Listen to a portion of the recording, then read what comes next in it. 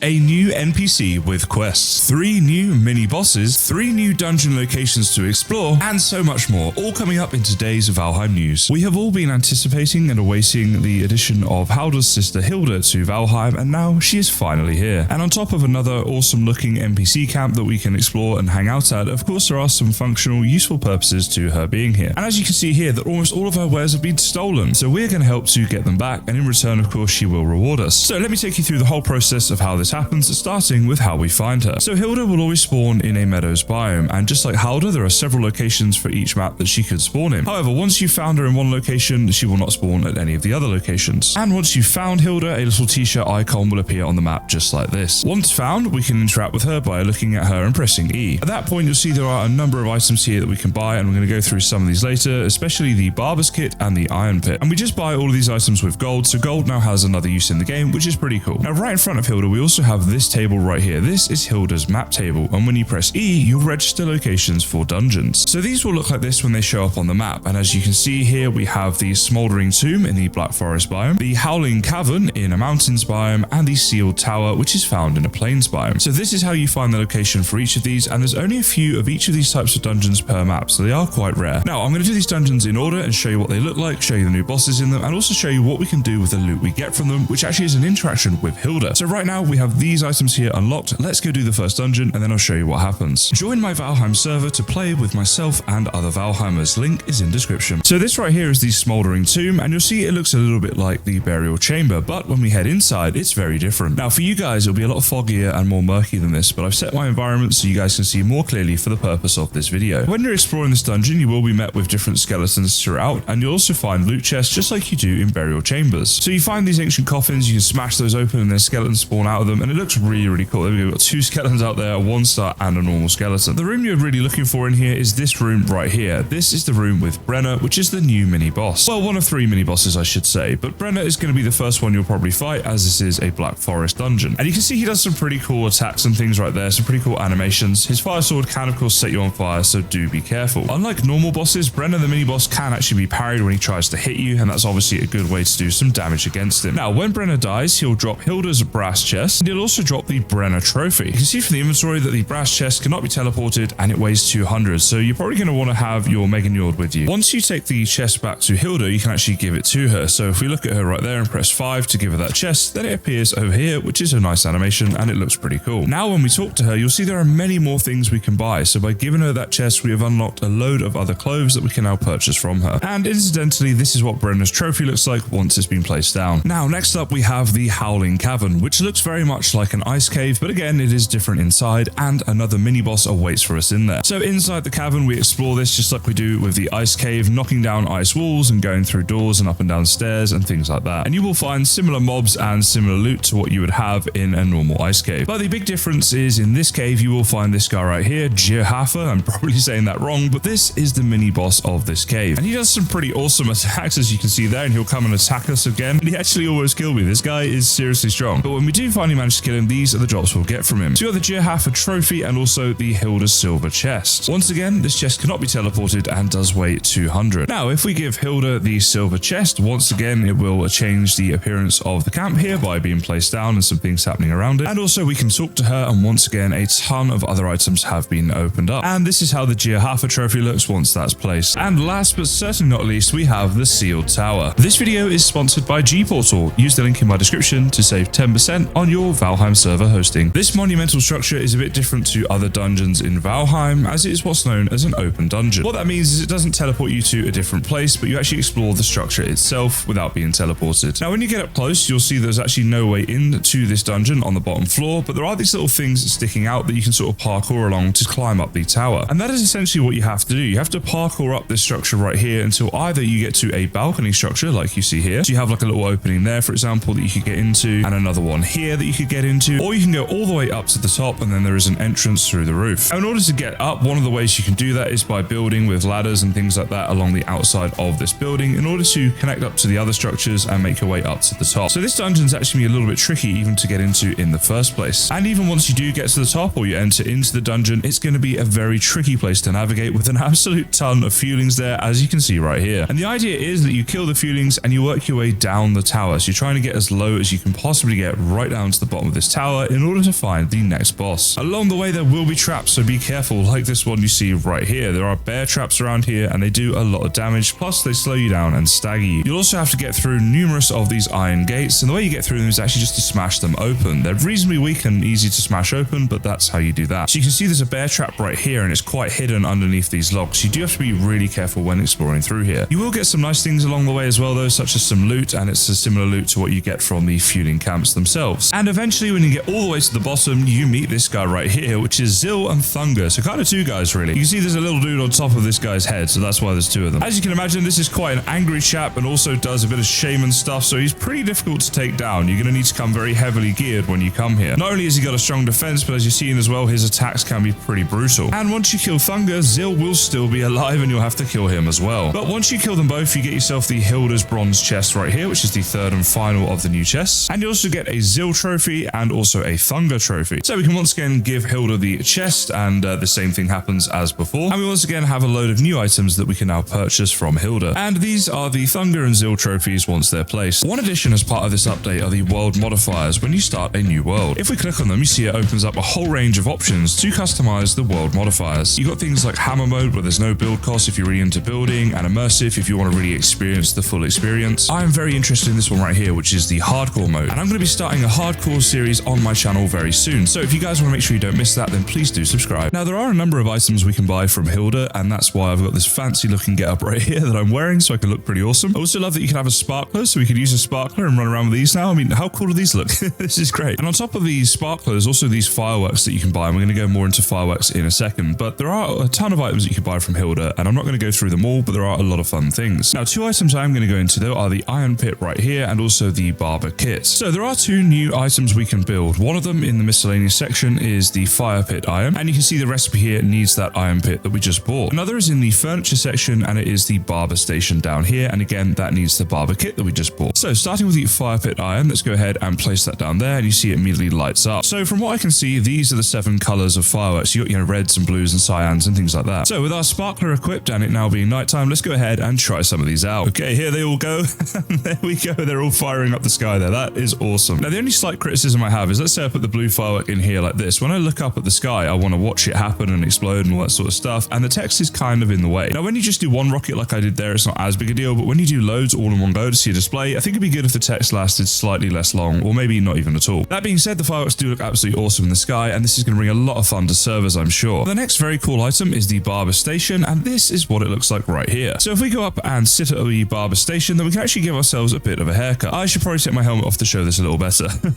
Okay, so now when we sit down here, you can see that we can actually change our haircut. We can even change our hairstyle to anything we want it to be. So that's pretty cool. You can now have like barbershops, which will be great fun on servers, and you can also have like different hairstyles throughout the game rather than sticking to the one you choose at the start. Another new addition to the game has actually got me really excited, and that is to do with storage. Now, I really like what they've done here. So if we open up a chest, we can put in an item. So let's say, for example, we put in this one wood right here, and now this is set to our wood chest. We then have a couple of options. You can see there's this place stacks right here, and I've got 2 stacks of wood in my inventory. So if I go ahead and hit the place stacks button, then the wood goes in there. It recognizes that this is a wood chest. Now, if I have just one wood and not a whole stack of it, if I hit place stacks, you'll see it still goes into the chest. So it says place stacks, but essentially what it means is place items that are the same. Now, with the wood back in my inventory, you'll see that we don't even have to open the chest to do this. We can just hold left shift and E, and it puts it in there automatically. So when we open it, there it is. Builders among you, when you're building, you'll see in the bottom right of the screen, there's now a new option to cycle snapping, which you can change using Q and E. So if I was trying to build a bridge from up here and I was trying to get this log here to snap underneath here, it might be a little bit tricky, but now with the new snapping modes, I can actually do it very easily. I'm sure the builders will come for all kinds of uses, and this will be something I'll explore more in future videos. They've also added in a couple of workbench upgrades. One for the Black Forge, which you see here is the Vice, and another for the Gouda table, which is called the Unfading Candles, and you see them here. And they'd actually also be very cool as a decoration item. So this means that for the items you make at these 2 tables, you can now get them to an extra level than before. Interestingly, the Unfading Candles, when you look at them, actually have this sort of green magic between them and the Gouda table, which is also quite cool. Another update to the game is that the workbench radius can now be expanded. If I grab my hammer here, then you can see we've got the lines on the floor as to where our workbench area is, and I've placed this post on that line. If I go and add an upgrade, like for example the chopping block right here, then you'll see that when I run to this line, if I get my hammer back out, it's actually being extended. Now it goes out to here with that upgrade. If I place down a tanning rack to upgrade it once again, you'll see that the line is now in a different spot again. It's now gone out to this post right here. So from where it originally started with just 2 upgrades, we're all the way out to here. And I actually think that is a really good idea.